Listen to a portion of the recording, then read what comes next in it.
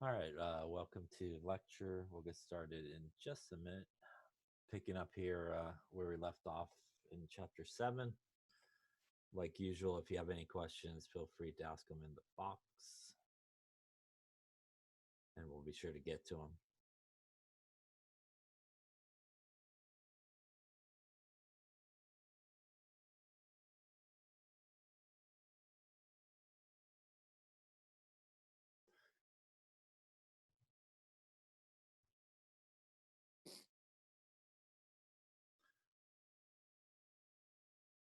And we should be on chapter 7. We also will probably be rolling into chapter 8, where the notes are up online already.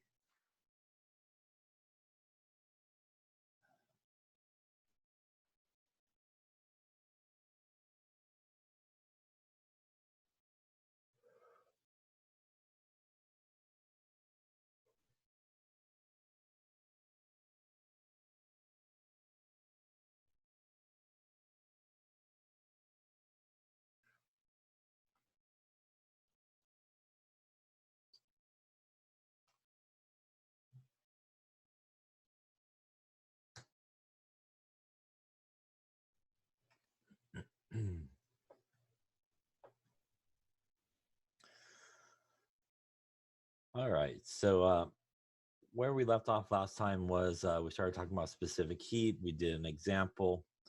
Remember that the specific heat is the amount of energy that's required basically to remove.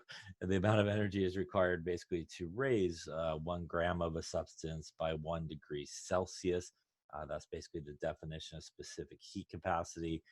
We talk about specific heat capacity and sort of heat and energy in two kind of units. Your calories, our joules, or the common units that we talk about. Um, 1 calorie is 4.184 joules, and that's a common conversion. And again, Q equals ms delta T. This is the specific heat equation.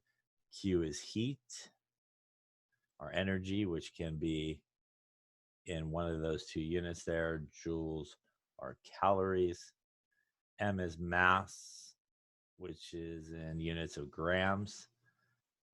S is the specific heat capacity, and that's the one that has the 3 units, which we saw was calories per gram per degree Celsius, or joules per gram per degree Celsius.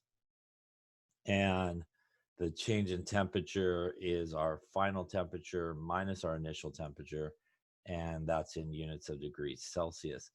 When we talk about the specific heat, I think we saw a table as well. Again, you want to make sure that you find the correct substance. You also want to find the correct state because there's different values depending on the state of the substance. Um, for example, water in the liquid state, the specific heat capacity is 4.184 joules per gram per degree Celsius, or 1 calorie per gram per degree Celsius. And again, if you went to something like water in the solid state or ice or something like that, or even water in the steam gas state, the value drops, for example, from 4.184 joules per gram per degree Celsius to something like 2 joules per gram per degree Celsius. So again, it's important to make sure that you not only find the substance, but also get it in the right substance. Obviously, those numbers would be provided for you if you needed it. So we did an example there at the end. So why don't we try another example here? Let's say it took, oops, back. Say it took 565 joules of energy to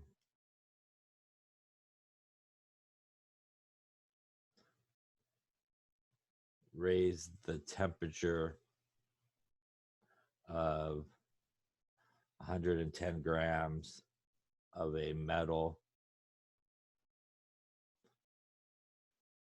that started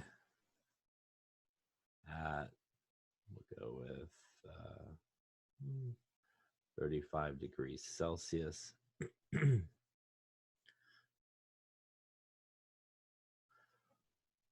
what is the final temperature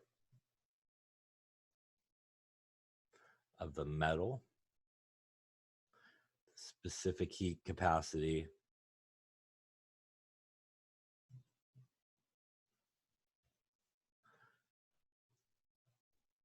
of the metal is, we'll go with 0.456 joules per gram per degree Celsius.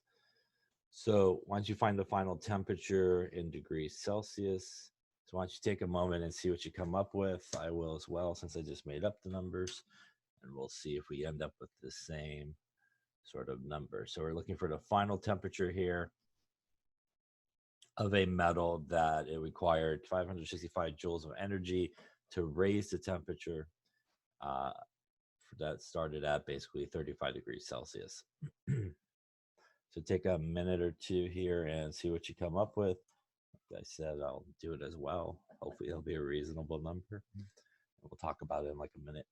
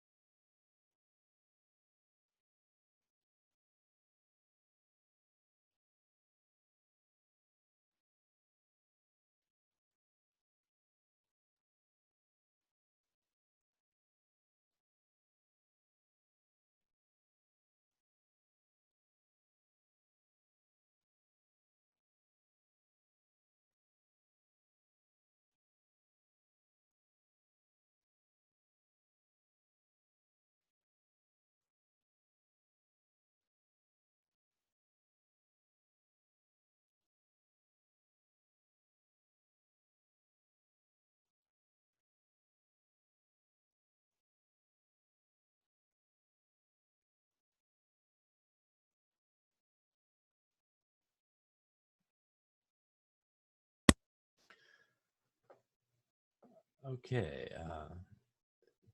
Can everybody see? Is anybody else's screen black?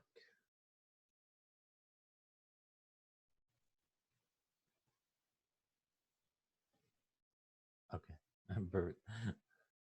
Okay, perfect. All right. So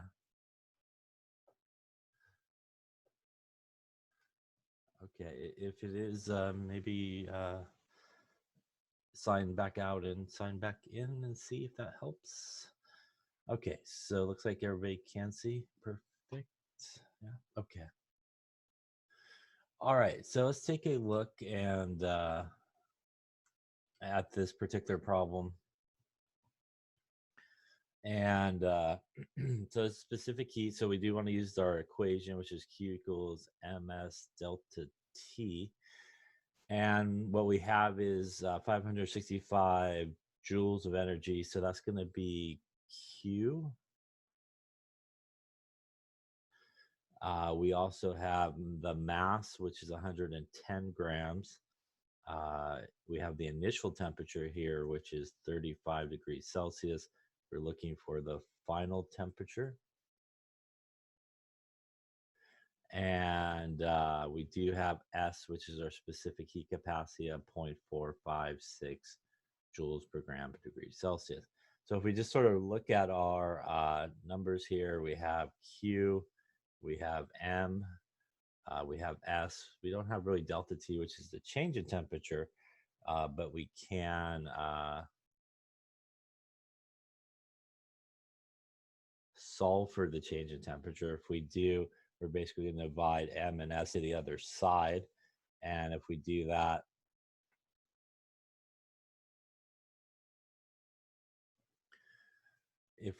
we will then get, putting our numbers in, our Q, which is 565 joules, our mass, which is 110 grams, our specific heat capacity, which is 0.456 joules per gram per degree Celsius.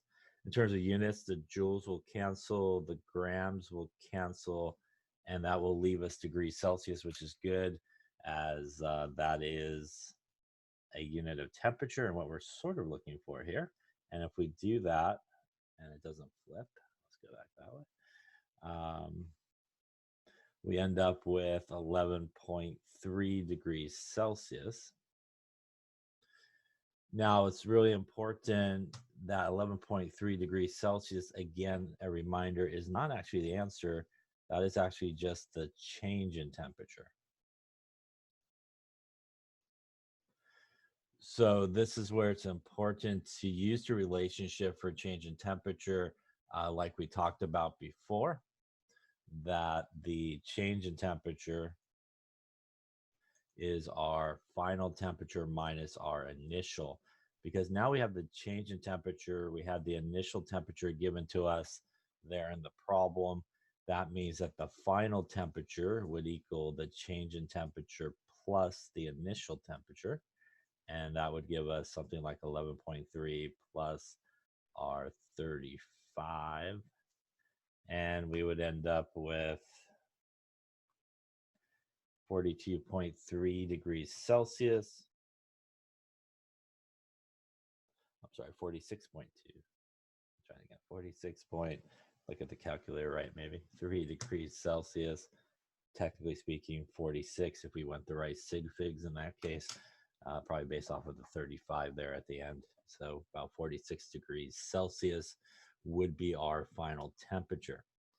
And this does make sense if we sort of think about it. We're actually, the metal's absorbing energy. Remember that when we calculate energy or something like that, or we're given energy, if Q is a positive number, it's endothermic. If Q is a negative number, it would be exothermic. So in this particular case, when we say that it sort of absorbs 565 joules of energy, which is a positive number, we would expect the metal to absorb all that energy. And when it absorbs all that energy, the temperature should go up, right? And as we sort of talked about last time, it's really important when you do these problems to do this part of it, not necessarily in this particular problem, also in this particular problem, but when you do the change in temperature, you always want to do final minus initial, because the change in temperature part of the specific heat equation is really the one that will determine whether or not your Q will be positive or negative. And that's because, like in this example, our final temperature is higher than our initial temperature, which means that it gained energy and it's endothermic, and we expect Q to be positive. But if we did something else, like if we did, if we took a piece of metal, for example, and we put it in the freezer, and our metal was 25 degrees Celsius to begin with, but ended at, say, 0 degrees Celsius in the freezer. When we do our final minus our initial in this case, it would be 0 minus 25 degrees Celsius, which would actually give us a negative 25 degrees Celsius. And again, that negative would be important because that would technically, if we were calculating something like Q, turn our Q into a negative number, which would be exothermic. And that would make sense as well because the metal would lose all that energy, and that would require its final temperature to actually be lower than its initial temperature. So sometimes when people do these, they just kind of take the difference of the temperature and always do it sort of positively. And you can, because it's going to give you the same numerical number, but it's really important to kind of do final minus initial so that you get the correct sign as well. Also, that would be a problem in a situation like this is, again, if you don't have the final initial sort of in the right spot, you may be adding when you should be subtracting, or subtracting when you should be adding. Any questions on specific heat and how to kind of do this one?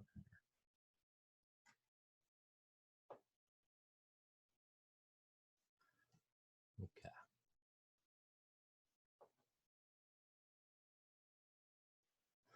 So let's talk about sort of phase changes and the energy that's required to do that. So melting and freezing is really our process when we go from the solid state to the liquid state. And we could go basically back and forth between those two states. And that does occur basically at the same temperature. So for example, for water, this occurs at 0 degrees Celsius. So melting and freezing actually does occur at exactly 0 degrees Celsius, the same temperature. And when you're at 0 degrees Celsius, you have kind of a mixture of both things together. At 0 degrees Celsius, you have kind of like ice crystals, if you want to talk about water, for example. So you got some solid there, you have some liquid there at the same time.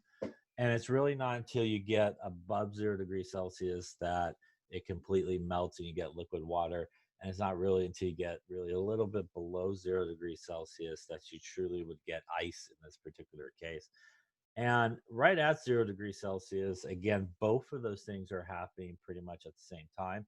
And that's our normal freezing point and melting point. What determines sort of which way you go is the amount of energy. So if we're at solid and we're heading to liquid water, that's an endothermic process. Again, heat and energy needs to be put in to do that. And that's going to be positive in terms of heat and the values that you get. So if you just think about an ice cube, it picks up all the heat and energy from the surroundings, and the ice cube starts to melt.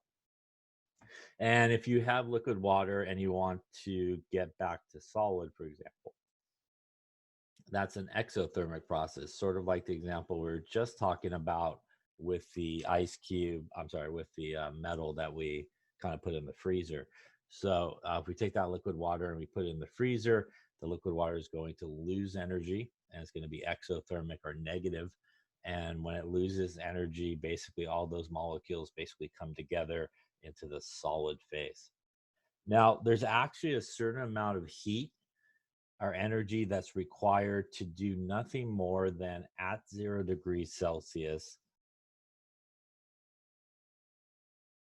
For example, for water, take water at 0 degrees Celsius, which is solid, to water at 0 degrees Celsius, which is liquid. And it could go both ways. And the heat in terms of that is what is known sometimes as delta H of fusion. And this is what is sometimes referred to as the heat of fusion. And the heat of fusion, or the delta H, is a value that's known as the enthalpy.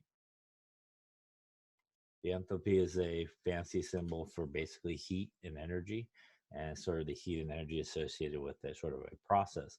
So the heat of fusion is the energy required not to move the temperature at all, just that when you're at 0 degrees Celsius, for example, for water, to take water at 0 degrees Celsius to liquid water at 0 degrees Celsius, not move the temperature at all.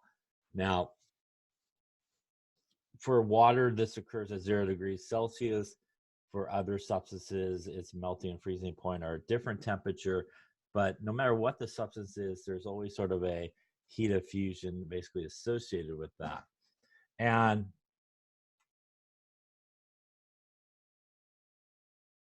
for water, for example, the delta H of fusion for water is somewhere around 335 joules per gram. And again, a ballpark figure there. And that number is the same regardless of which way you're going. If you're doing the melting process here, it would be positive, like 335 joules per gram. If you're going the other way, it would be the exact same number. The only thing that would change would be the sign. It would be minus 335 joules per gram going in the opposite direction. So the heat of fusion is the same number regardless of which way you're going from solid to liquid or liquid back to solid. The only thing that changes is the sign. And that pretty much is what happens with energy. There's that conservation of energy. So whatever somebody sort of loses in terms of energy, somebody will gain. It's always sort of the same number. Just the signs are different to tell you if it's exothermic or endothermic. So let's take a look at one here.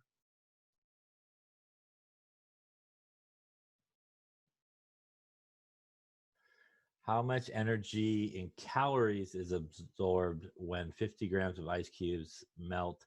The heat of fusion of water is 79.7 calories per gram.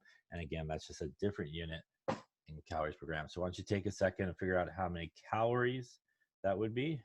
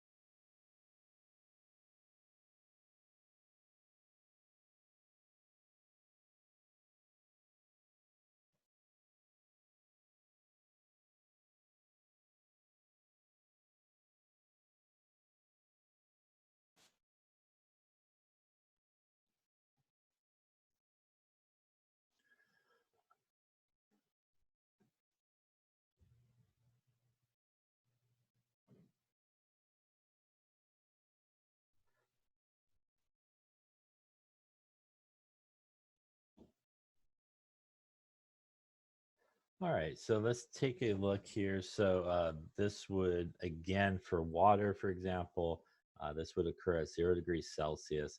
So essentially we're taking ice cubes, which is basically water in the solid state at 0 degrees Celsius, and we're taking it basically to liquid water at 0 degrees Celsius as well. So again, this happens as normal melting point. We are not changing the temperature or anything like that. So we would use something like the heat of fusion. And again, in this case, they gave it to you as 79.7 calories per gram. Again, if you did the calorie to joule conversion, you actually get something like 333 joules per gram. So I was off by one or two on the last slide. So it's pretty close. And again, it varies depending on the value that you see, but 333 joules per gram would be the heat of fusion in joules. So if we do this, since we do want in calories, we would just start with the 50 grams of our water, which is our ice. We would use the heat of fusion for our ice, where we would take the 79.7 calories per gram. The grams are going to cancel each other out, and we will end up with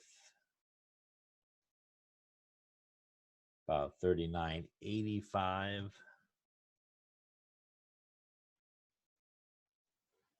calories, which probably would end up maybe with 3 significant figures. So we'll end up with something like 3990 calories. Again, 3 sig figs here.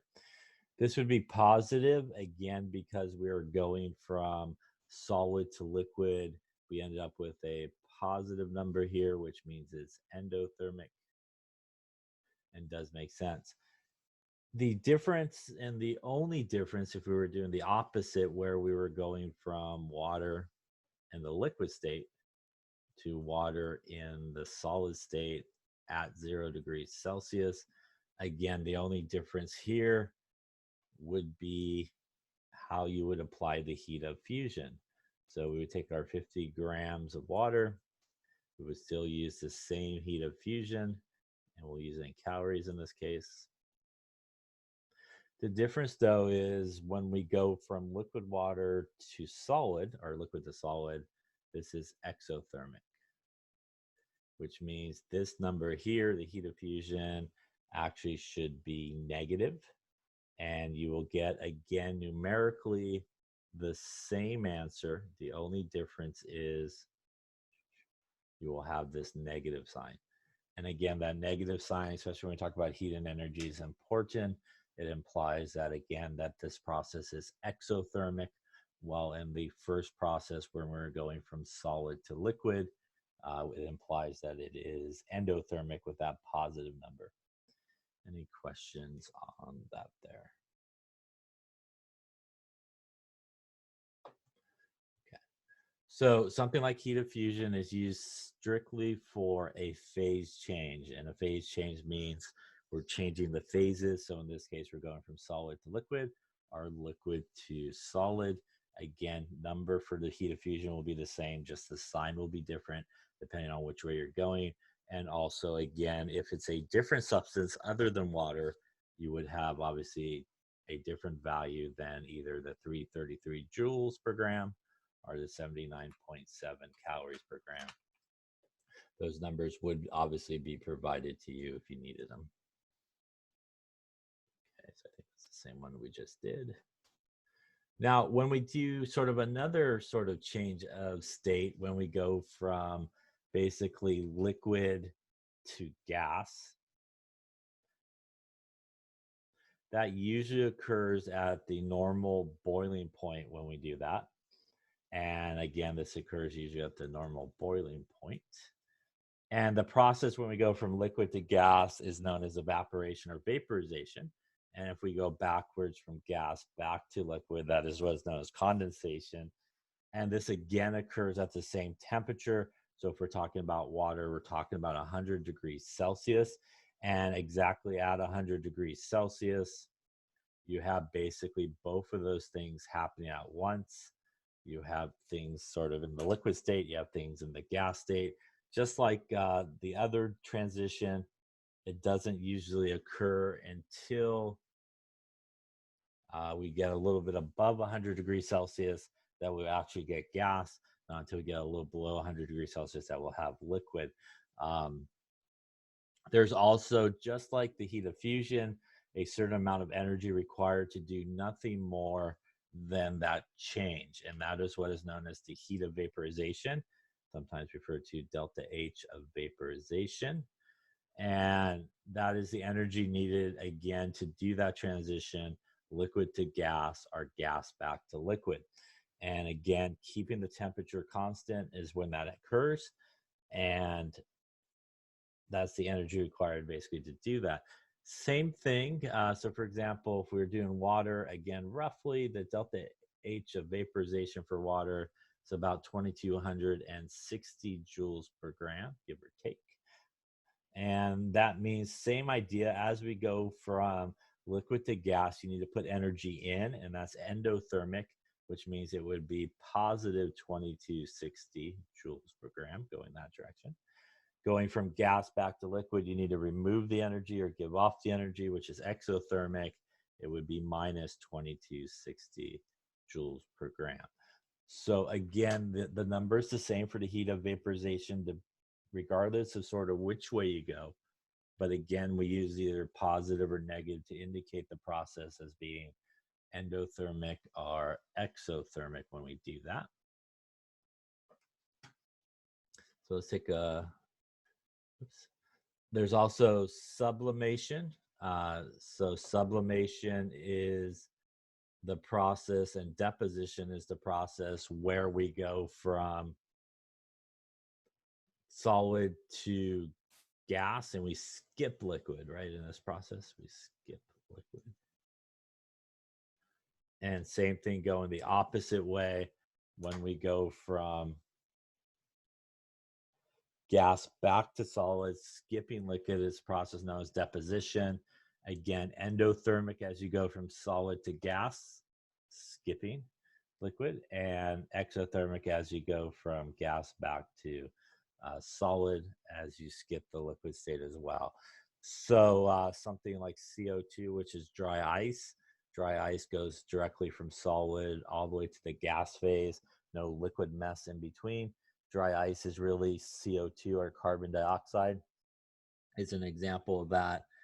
The process where, you know, CDs, DVDs, those type of things that are kind of shiny, the process of sort of putting those metals on there is a process of deposition as well. So there's also a heat of sublimation, and we don't really get into too much of that here, but there can also be a heat of sublimation, which is basically the same idea, is taking something directly from solid to gas or gas directly to solid, again, skipping that liquid part. So we don't really worry about the value of that usually in most cases, and we don't have to in this case either. So here's just a summary of the different energy requirements of the different phases, most of which we talked about, going from basically, if you think about the three phases, you got your solid, you got your liquid, you got your gas. So when you're heading in this direction, these are all endothermic processes. These all should result really in a positive Q value or a positive heat value or energy type value. And the opposite is true if you started at gas, went to liquid, and then went to solid. This is all exothermic processes.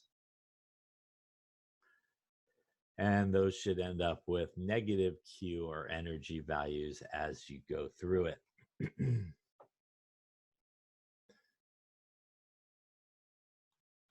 All right, so here's a heating and cooling curve. Again, this is what we see here. For example, if this was water and this was ice, this was, say, liquid water, and this was steam, which is, say, the gas form, obviously, of water, right? So this technically would be 0 degrees Celsius in that case. If this, again, was about water, it would happen at boiling here at 100 degrees Celsius. And you can see at those transitions, when we go from one phase to the next, it really does plateau.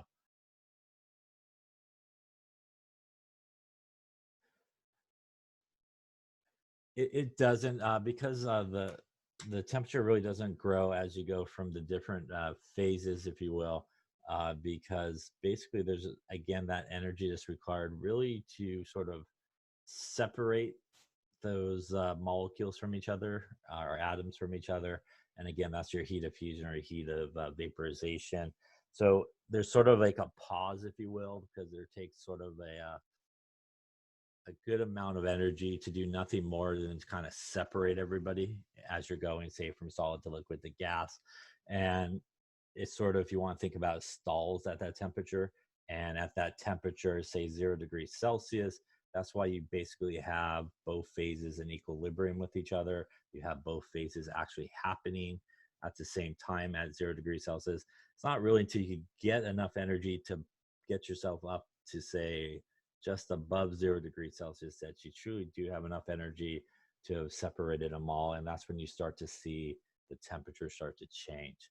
So at all those transitions, it always occurs at the same temperature. and exactly at that temperature. It does just depend on what you're doing.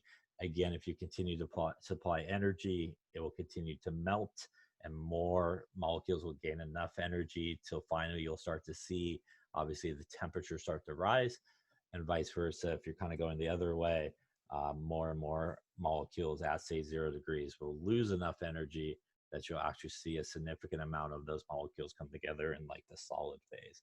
So that's why when we look at this graph, we see that as we do those transitions, which is essentially our solid over here to our liquid, it is plateaued, and that's what we see here.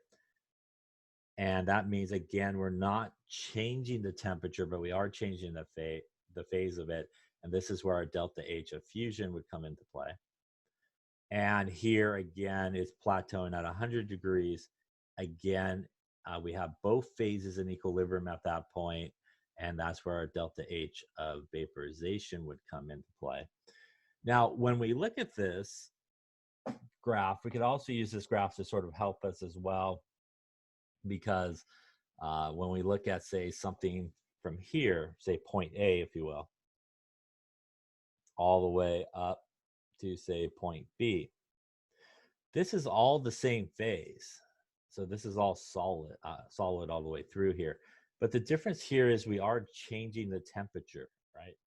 And when we have the same phase but change the temperature, if we want to know how much heat's required to do that part, that's where we would use our specific heat equation that we learned. Same thing here, if we went from like point C all the way up to point D, again here, we're in the same phase. This is liquid all the way through, but we are changing the temperature. And again, if we want to know something about heat in that range, we would actually use the specific heat equation. And same thing here, as we go past E and above, we're all in the gas phase here, and we are changing the temperature. So again, Q equals ms delta T.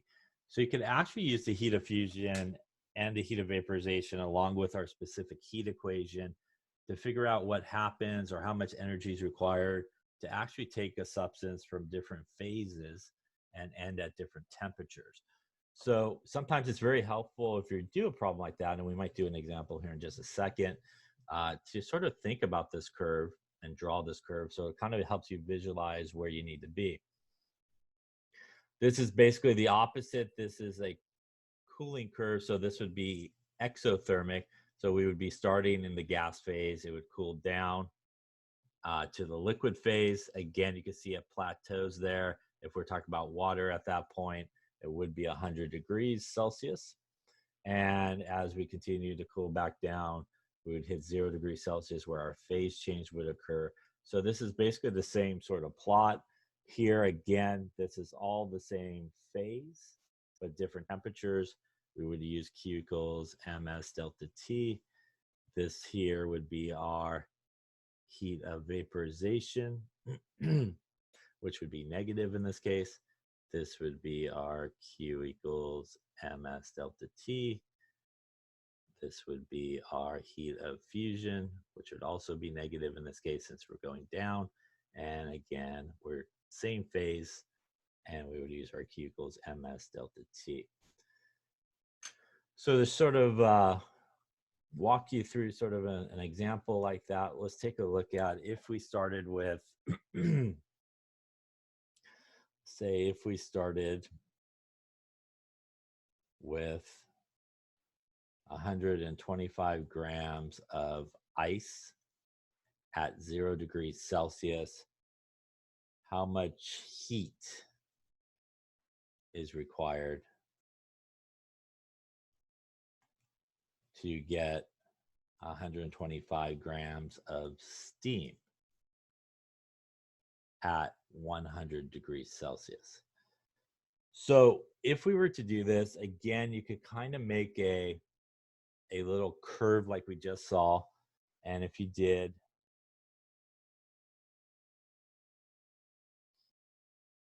you would have something that looks like this. Whoops, very badly drawn curve. Oh, we should have used the book curve there. All right, so this right here would be, we'll try to level it out as bad as we can.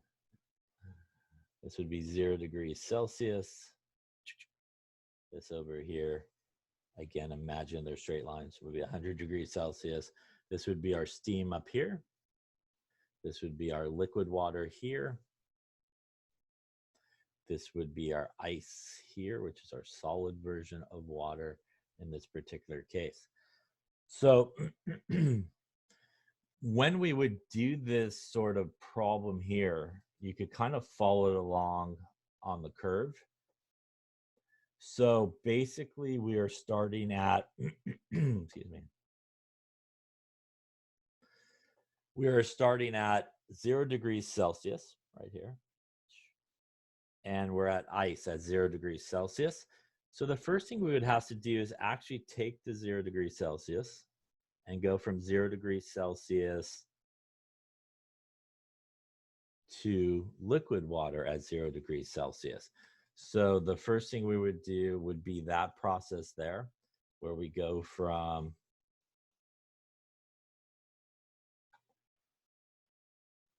ice at 0 degrees Celsius to liquid water at 0 degrees Celsius. And that is the plateau place where we're keeping the same temperature but changing the phase. That is where we want to use our delta H of fusion to do that.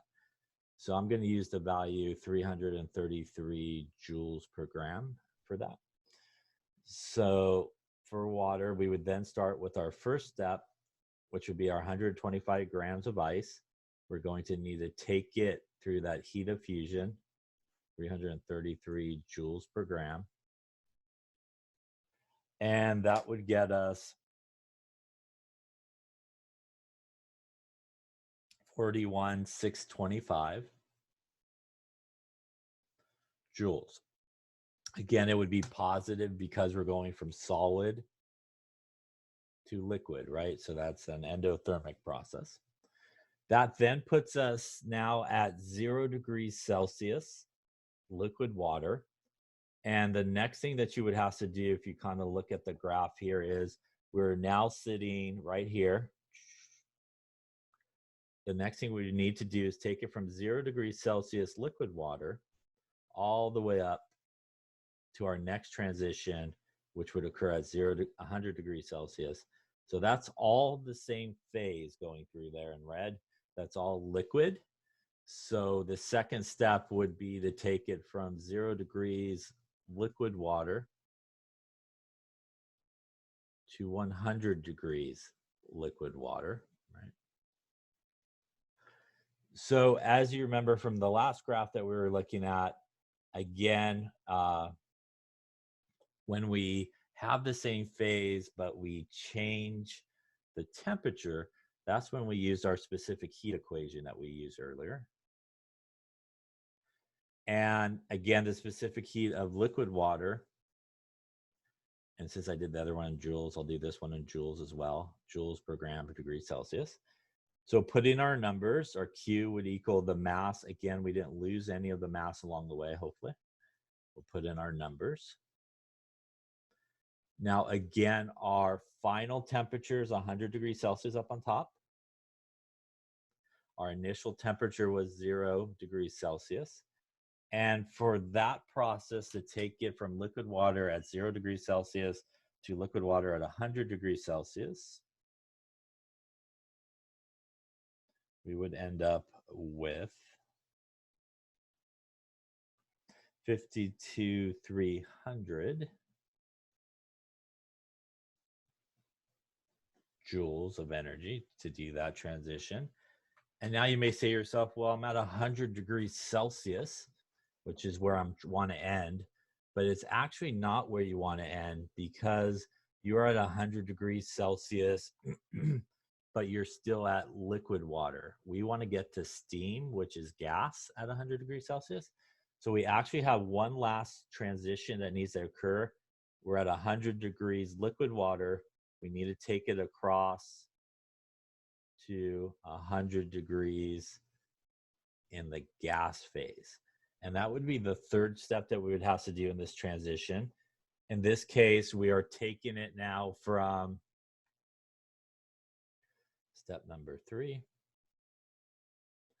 100 degrees liquid water to 100 degrees water in the gas phase. And again, we're keeping the same temperature, but changing the phase. And at that point, that is where we use our delta H of vaporization, which again, for water, I'm going to use the joule number 2260 joules per gram. Again, that's a constant sort of for water. And here again, we would just take our 125 grams since we haven't spilled anything, hopefully. And we use our 2260 joules per gram. Our grams would cancel in this case, and we would end up with 282500 joules. And now we're finally at the very last place where we wanted to be. We're finally at water with in the steam phase at 100 degrees Celsius. So how much energy did it take basically to do that entire process? The total amount of energy would be, you just add up all of the different steps. So step 1 plus step 2 plus step 3's value. So for step 1, we had, put something in the way, there we go. For step 1, we had 41625. For step number 2, we had 52300. And for step number 3, 282500. That gives us a total amount of energy to take that 125 grams of ice at 0 degrees Celsius and take it all the way up to steam at 100 degrees Celsius. It requires you to put in 376,425 joules, or if we go to something like kilojoules divided by 1,000, about 376 kilojoules of energy. The number that we got and the numbers that we got for every step along the way is a positive number, which implies that that process of taking that ice cube at 0 degrees Celsius and taking it all the way up to steam is an endothermic process, which it is, right? It needs to continuously gain energy as you go up. Any question on that calculation? So again, sometimes it's helpful if you have a problem like this to sort of visualize each of the steps to sort of make this little graph where you can kind of label everything as to each of those steps along the way. So basically, if you look at the graph, you can kind of use it to help you in a problem like this where you're mixing both heat of fusion, heat of vaporization, and specific heat together. Anywhere where you change the temperature, but the phase stays the same, is when you should use your specific heat equation, like what we did here. Change the temperature, phase stay the same. Anywhere where the phase changes, but the temperature remains constant, you should use something like heat of fusion or heat of vaporization. Now, if we did it the opposite problem, right? If we did the opposite problem where we started at gas and went down to liquid through the same steps, sort of going this way, and then this way. The only thing that would be different in this whole calculation is basically the signs of the numbers that you would get. So I'll just kind of put it in.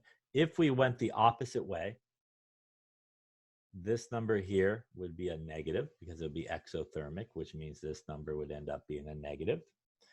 If we went the opposite way, our final temperature would have been 0 minus 100, which would have gave you a negative number, and this guy would have ended up as a negative number.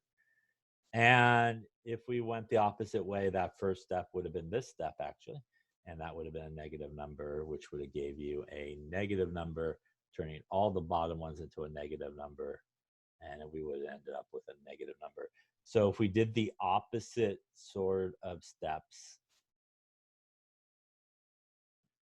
the calculation would be identical to this. The only difference is that the signs would change to indicate that if we went from gas all the way down to solid, doing the same 3 steps, the processes would all be exothermic and the sign would be negative. Any questions on that? Okay, so I think that should wrap this chapter, if I'm not mistaken. Yeah. All right, so we're going to roll into the next chapter, which would be chapter 8. Again, the notes should be up there. Just need a second to get it up.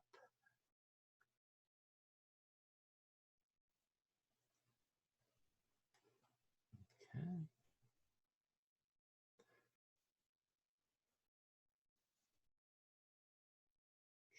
If I can find it there, I think.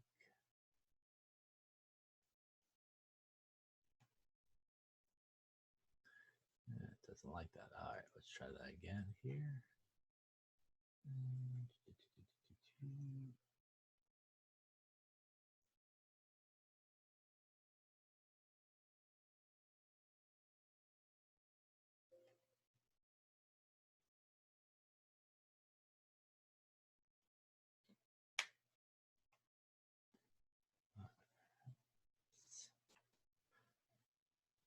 All right, let's see here. Let's give that a try again.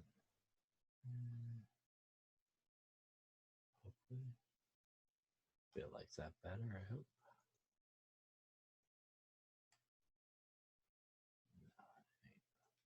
We'll pick the one that might work here. Let's see.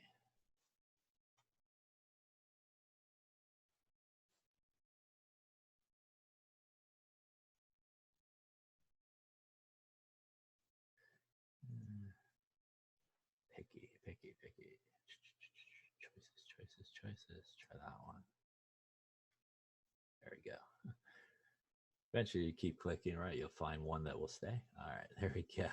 All right, so we're into chapter 8 here. This is going to be about solutions. We're going to talk about solutions. We're going to talk about concentration, molarity, and all those type of things. So let us start with just a reminder of mixtures. We have pure substances, and pure substances can be elements, compounds, ionic compounds.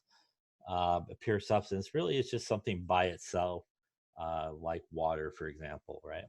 And most of the time, we come in contact with mixtures of 2 or more pure substances together.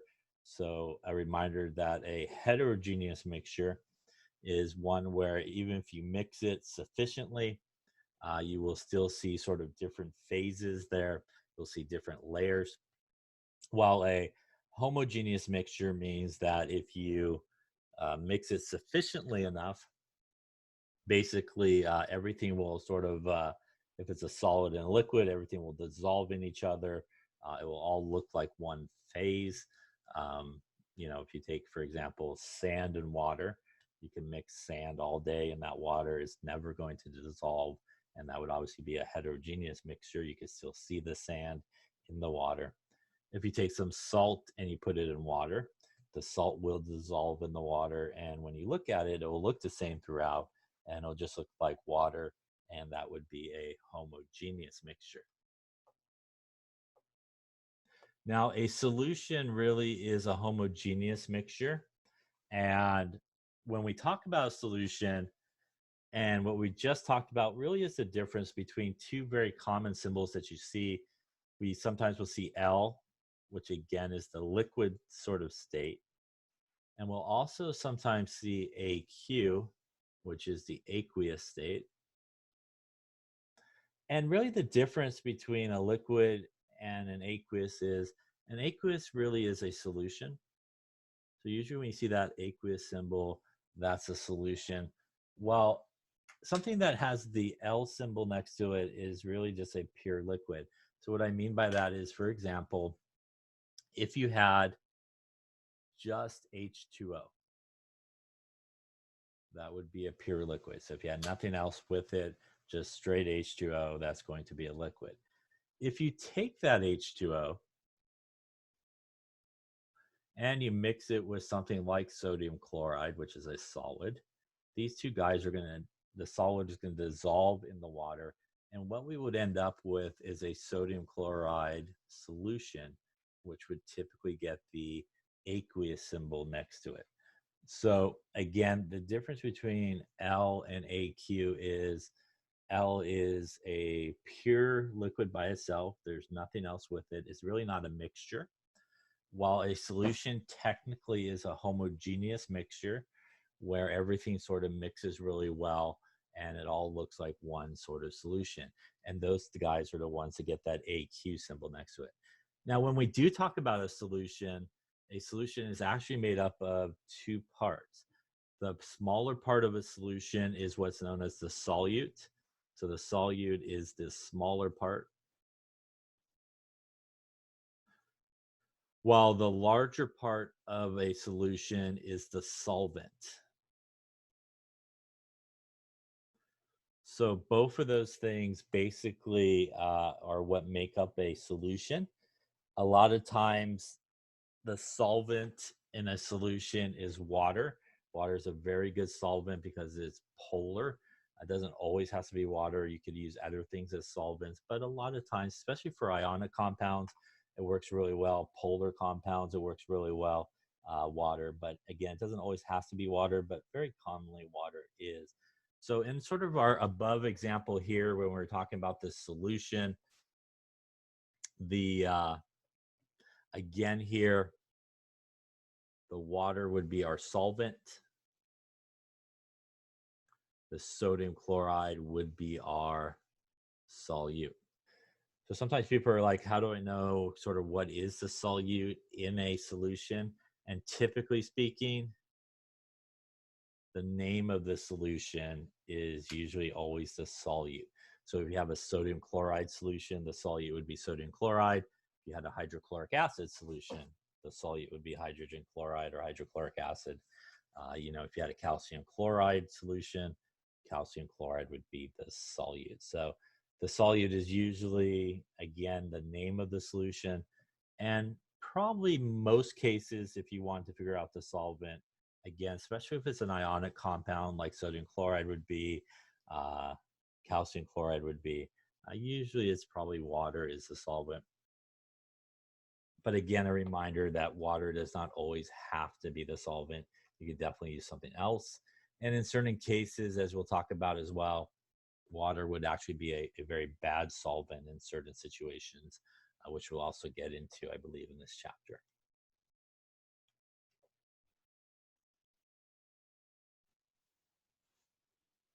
So here's some examples of solutions.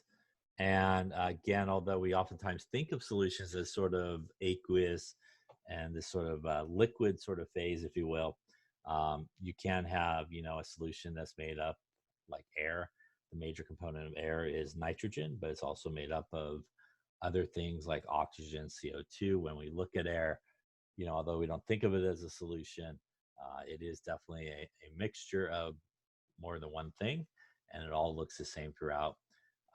Same thing, dental fillings, there's a mixture of sort of mercury and perhaps, and it used to be mercury and some other things when they do those sort of fillings in silver. And again, there's sort of a larger part and a smaller part. Although most of the time we think about sort of a solution as being more a liquid sort of state. Now, when we talk about sort of solutions, there's also some types of solutions. One is known as a colloid, and that's a homogeneous mixture.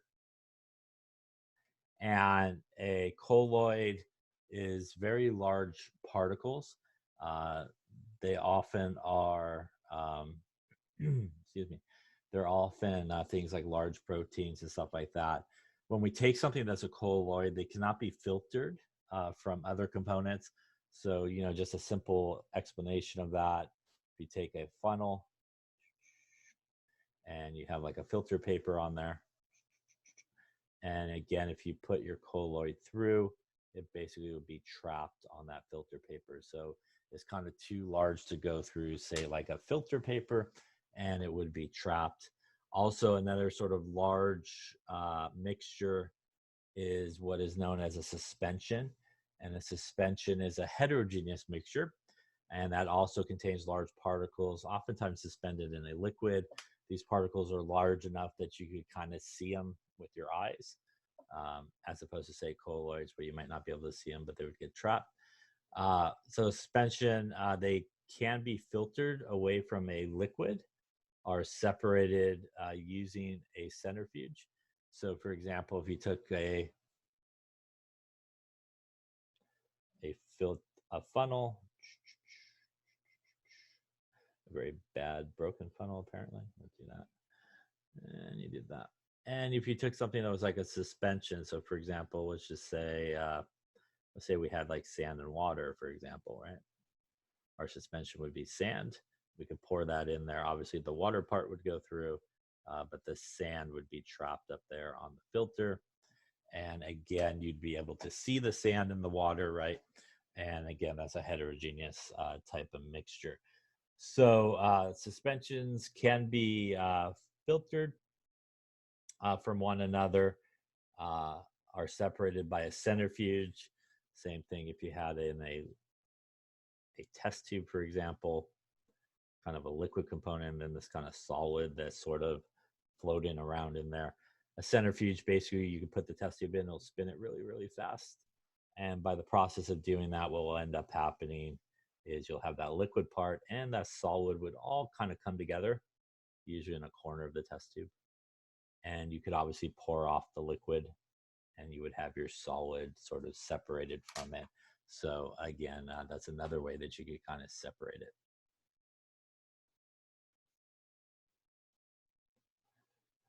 So here are sort of a few different ways we describe these things.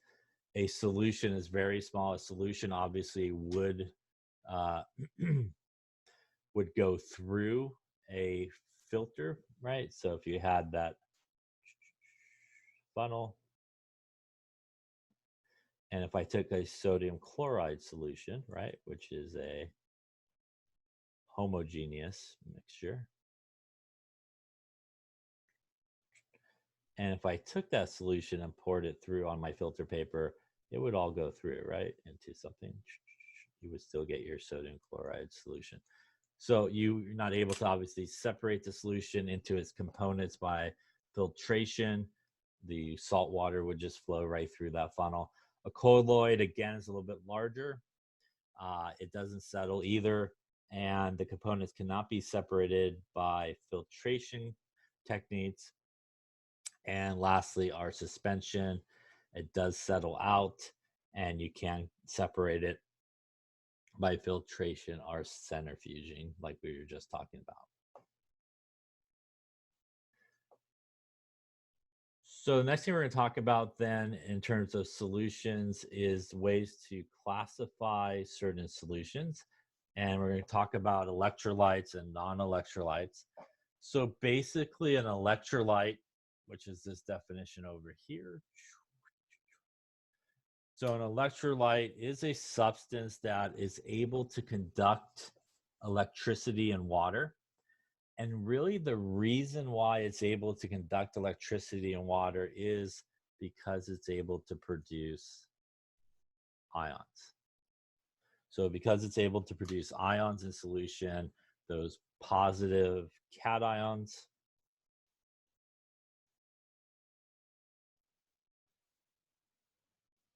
and those negative anions floating around in that solution helps sort of, if you want to think about it, complete the circuit, helps electricity conduct. And something like sodium chloride, when we do put sodium chloride in solution, it 100% breaks apart into sodium ions and chloride ions. And the presence of those sodium ions and chloride ions help, again, sort of complete the circuit, if you will, and help electricity be conducted. And the other sort of classification is a non-electrolyte. And a non-electrolyte is a substance that basically will not conduct electricity in water or in a solution. And basically, it will still dissolve usually a non-electrolyte. But the difference between sort of an electrolyte and a non-electrolyte is a non-electrolyte will not produce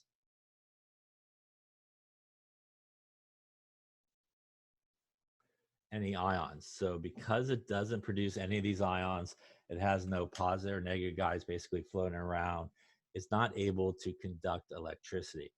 So for example, something that we know that will dissolve in water is sugar. If you take some sugar, it will dissolve in water. But sugar is really a covalent compound.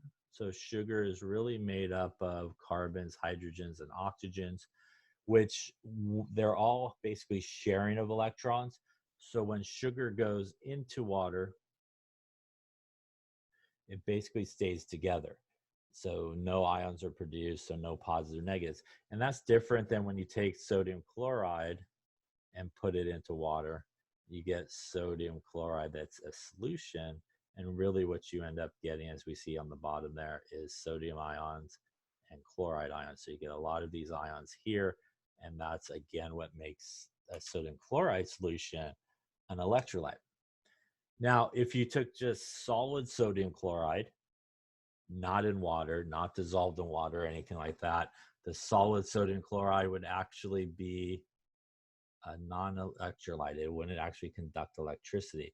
It's not able to conduct electricity until it's basically dissolved in water, and it sort of liberates those ions to be free from one another and liberates that positive and negative charge as necessary. Now, when we talk about electrolytes, there's a few different types of electrolytes, or a couple different types. One's a strong electrolyte, and basically a strong electrolyte 100% breaks apart into its ions. So most ionic compounds are strong electrolytes, which means when they are in solution, like our sodium chloride example, 100% of what we got in that solution is the sodium ions floating around freely, the chloride ions floating around freely. In a solution of sodium chloride, you have none of those sodium chloride units still together. So you have none of the NaCl units still in there. Acids are also, some acids and bases, strong acids are also strong electrolytes. So hydrochloric acid, for example. When it's in solution, it breaks apart into H plus and Cl minus. Again, 100% of what you have in that solution is those ions. You have no more of the HCl units still together. Same thing if you took sodium hydroxide, which is a strong base, also a strong electrolyte, 100% would break apart into sodium ions and hydroxide ions. Again, none of those units. So a lot of ionic compounds, strong acids, strong bases, they're electrolytes because they 100% break apart into these ions. They conduct electricity very, very well. So they're able to conduct electricity very well. And a lot of times people will use like a light bulb kind of hooked up to some electrodes, stick it in the solution. And if you stick it into a solution that's a strong electrolyte, it would go off and shine brightly. So if you kind of had a light bulb that was hooked up and to these electrodes and you put it into a strong electrolyte solution, you would see that light bulb basically shine very, very, very strong and very, very bright. Now, you could think of a strong electrolyte really as sort of a one-way street. Everybody is heading towards ions, basically. There's nobody staying, together. And that's a little bit different than a weak electrolyte. In a weak electrolyte, so for example, something like HF, which is hydrofluoric acid, it will break apart into H plus and F minus. And the difference, though, is in solution, it actually mainly stays together. So in the solution, you mainly have HF molecules still together, and you produce a little of these guys, a little bit. So it's still considered an electrolyte because although it mainly will stay together in a solution, it's still able to produce a little bit of these ions. So it's still able to conduct electricity because it still has a little bit of those ions present, but nowhere near as well as a strong electrolyte. So if you kind of do the light bulb example, if you kind of put the electrodes with the light bulb in, it would be kind of dim. Yeah. So it would turn on, it would like kind of turn on the light bulb, but it'd be very dim in terms of how bright it would be.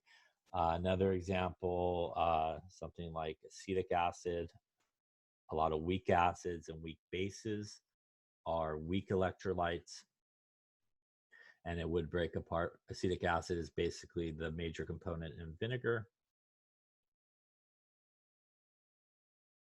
Again, it will produce a little of these guys, which will allow it to conduct electricity, but mainly will stay together here as well. So what you'll also notice is when I wrote these reactions, these guys have arrows that are heading in both directions, which imply that these guys are a reversible reaction, where there is a direction where it goes from reactants to products, which is sometimes referred to as the forward direction. And there's also a direction where some of those products will come back together and basically make our reactants, which is what is known as the reverse direction. And at some point, it will reach equilibrium, which means the rate of the forward direction will equal the rate of the reverse direction. But this is oftentimes in sort of equations or so forth. If you see these arrows that are heading in both directions, that's a big hint that it's a weak electrolyte. And that's why I said up here, when we talk about a strong electrolyte, it's basically a one-way street. Pretty much everybody is heading towards the products. Everybody is 100% breaking apart. Nobody's coming back the other way. But in a weak electrolyte, you have this back and forth, and you mainly are keeping together your reactants, but you are breaking a little bit of your guys into your product. So there's sort of back and forth and reversible reaction. So this table here sort of lists some of the strong electrolytes, weak electrolytes, and non-electrolytes. Again, strong electrolyte 100% breaks apart into ions, conducts electricity very, very well. Again, that light bulb, very bright. A weak electrolyte, like we're talking here, is that kind of guy that's a reversible reaction usually. Again, we'll make a few ions like we talked about over here, but it will mainly stay together, and it will still be able to conduct electricity again because it did produce a few of those ions, but again, nowhere near the ability of a strong electrolyte. And lastly, a non-electrolyte usually are molecules, and they will dissolve. And as we talked about earlier, no ions here, right? So no ions is the important part of that. Again, because it has no ions, it will not produce any electrical current. So if you took that light bulb again with the electrodes and you put it into a non-electrolyte solution, the light bulb pretty much will not go on. So in terms of the light bulb example, strong electrolyte, very bright. Weak electrolyte, kind of a dim light bulb, and light bulb does not turn on in a non-electrolyte. Any questions on electrolytes and sort of the differences between them?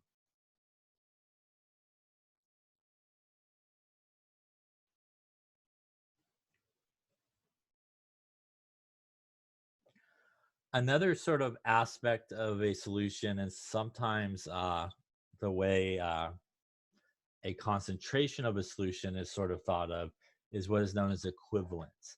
And equivalence really is the number of moles of charge that contribute to a solution. And the number of equivalents per mole is basically equal to the charge on the ion. So really when you kind of use equivalence, you basically use this sort of as a conversion factor, and equivalence per liter, for example. Oops, come back here. There we go. Equivalents per liter are milliequivalents per liter, are common sort of units that are used for things like IV bags and IV solutions and stuff like that. And the difference really between an equivalent and a milliequivalent is really kind of the same difference as you may remember between a liter and a milliliter, right? So there's 1,000 milliliters in a liter. There would be 1,000 milliequivalents in an equivalent. So milli is really just a conversion there, and milli is 1,000, right, to one of the base units. So it's the same sort of conversion. So what we can get from something like this, like we see in the table down there, is we have something like sodium with a +1 charge. We could say for every 1 mole of sodium ions, there's 1 equivalent. And the 1 equivalent actually comes from the charge. It doesn't matter if it's positive or negative, it's actually the numerical value of the charge. So sodium there has a +1 charge, it would have 1 equivalent. If we did calcium like you see down there, it has a +2 charge. For every 1 mole of calcium ions, you would have 2 equivalents. Again, the 2 comes from just the number that's there. If you had sulfate, for example, for every 1 mole of sulfate ions, you would also have 2 equivalents. Again, doesn't matter if it's positive or negative. It's really just equal to the charge. And we could use these really as like conversion factors. So for example, you could say like any kind of conversion factor, 1 mole of sulfate is over 2 equivalents. Our 2 equivalents is 1 mole of sulfate. So you can kind of use it as a conversion factor. And again, it's a lot of times used with like IVs and stuff like that in terms of equivalents per liter, which is sort of a concentration unit that is sometimes used for solutions. So let's take a look at one here together and sort of see what is going on. So an intravenous IV solution basically is sodium chloride, contains 154 milliequivalents per liter of sodium ions. How many milliequivalents of sodium ions if a patient is given 800 milliliters of solution? So again, like I mentioned before, this is a common sort of unit that's used with IV solutions. And in this case, we're going to use it as a conversion factor. You could say there's 154 milliequivalents per liter of sodium ions. Or you could use it the opposite way, liters on top, 154 milliequivalents of sodium ions there. So we're starting with 800 milliliters. So right away, you hopefully can see you have a little bit of issue with our units in terms of the volume. So just like any other sort of conversion, we want to make sure that they're in the same unit. So in this case, I'm going to convert my milliliters into liters. So there's 1,000 milliliters in a liter. Milliliters would cancel, and that's going to give us 0.8 liters. And again, I want to do that because really my conversion factor there is in liters. So now that I have my doses I'm going to give my patient, I can now use my equivalents or milliequivalents per liter, 154 milliequivalents per liter. The liters are going to cancel each other out, and that would tell us that we would end up with about 123 milliequivalents of sodium ions.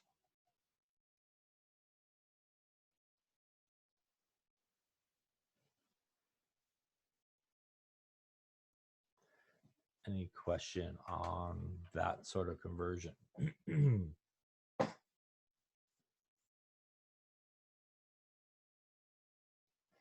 Now, when you look at this and a solution, if you remember, for example, not necessarily a solution, but an ionic compound, just to tie a couple of things together from back when we were talking about sort of these things. When we think about an ionic compound, right, which is basically what this is a sodium ion and a chloride ion, we always put these guys together in the way where we end up with 0 in terms of charge. And what that actually relates to in terms of milliequivalents per liter or equivalents per liter is, in this particular example, it told us that the sodium ion was 154 milliequivalents per liter. Because it's an ionic compound and everything's balanced in terms of the charge when we put it together, the concentration of the other ion, the negative guy, if you were to do the calculation, would also end up with the same milliequivalents per liter or equivalents per liter. So in an ionic solution, sometimes you're asked to calculate the equivalents per liter or the milliequivalents per liter for each of the ions. And one way you could always check yourself to make sure you didn't mess up necessarily on the calculation is when you would calculate the concentration in equivalents per liter or milliequivalents per liter for each of the ions for an ionic compound in a solution should always be the same number. So it always should end up being the same number. And the reason for that, again, is the idea that we balance out that charge. So sort of in a solution, the overall charge is balanced out between the positive ions and the negative ions. Any questions on that? So just to illustrate that here before we finish. Actually, we'll do it next time, I think. All right, any questions on that? I think we'll stop here. So we're into chapter 8. I think we're actually on schedule. That's good, I think. And we'll obviously continue lecturing on Monday. In terms of your exam, I'm sorry, I'm gonna click the button. So I'll click the button a little bit later here today. And you'll be able to, again, see what you did on your exam and take a look at them and stuff like that. Any questions on anything before we call it a day?